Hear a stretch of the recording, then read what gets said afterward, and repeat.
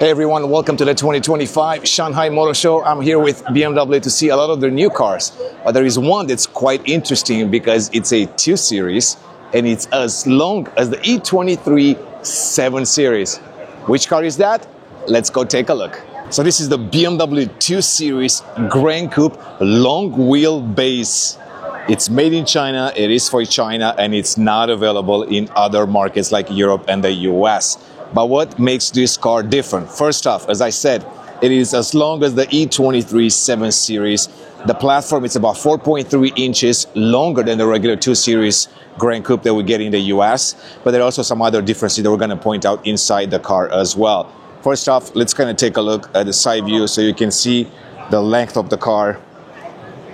It is impressively long, and because of that, of course, you are getting quite a lot of space, both at the front and in the back. Speaking of the back, let's go take a look at the badge on the boot.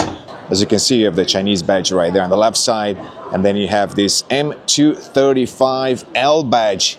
Of course, BMW decided to emphasize the M2 quite a bit in this new generation. I am not a fan because it gives the impression that this is the M2. It kind of cannibalizes the M2 brand, which is fantastic. But nonetheless, they decided to go with this M2, bigger, 35L, which stands for long wheel base.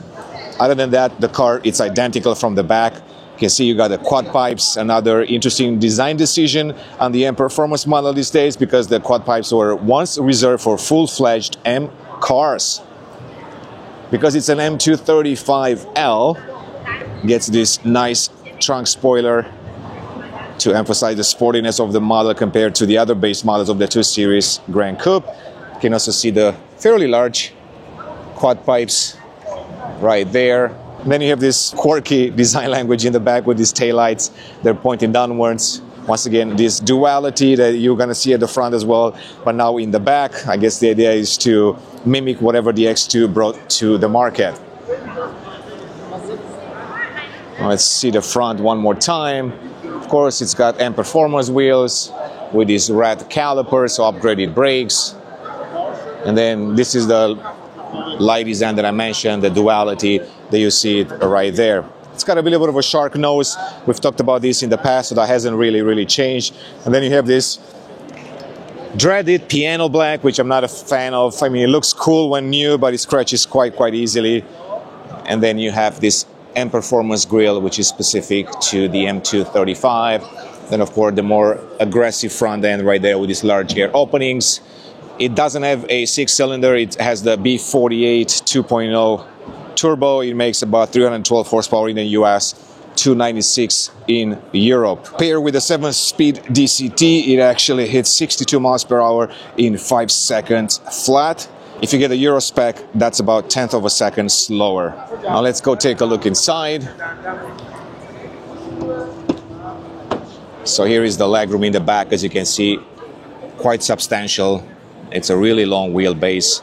Speaking of the length of the wheelbase, it's actually 183.5 inches, which is about 4.6 meters long, which actually also makes it longer than the E28 5 Series, another interesting fact. You can see you have the frameless doors, same design as on the regular 2 Series Grand Coupe.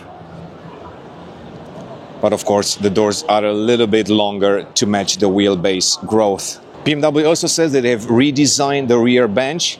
It's angled a little bit more, so it gives you more comfort over long distances. Also, the cushioning gets a little bit softer for added comfort. There is also a 2-tone upholstery and then a panoramic sunroof with electric sunshade. Let's take a look in the front.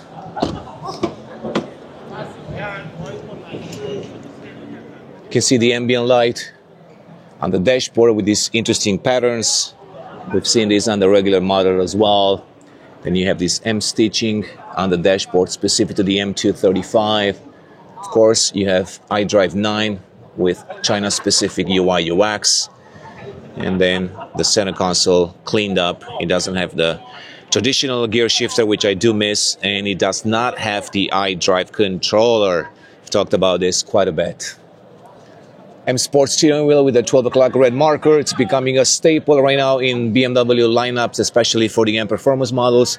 And you do have this really, really cool upholstery, the two-tone black and red. And I would say my favorite part in the car inside are really the seats. You can see the new M Sport seats. I drove the car. They feel extremely comfortable, extremely supportive, even when trying to corner this car hard, even though it's not very sporty, thanks to that front-wheel drive and the four-cylinder engine. But the seats are great. The design is beautiful. It's got this M with a cutout right there, and you can see the side bolster support pretty good. And absolutely love the design of that. Let me give you a three-quarter view as well. You can see the length of the car.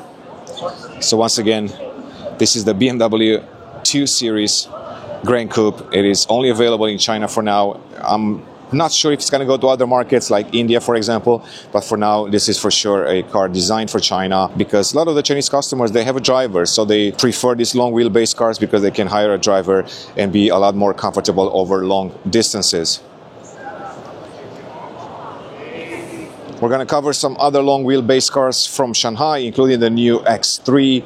So make sure to subscribe to the channel. Make sure to take a look at the playlist, because you will see some other content from here with some very unique BMWs that you don't get to see in the US. With that being said, thanks for watching, guys. Stay tuned, and I will see you in the next one.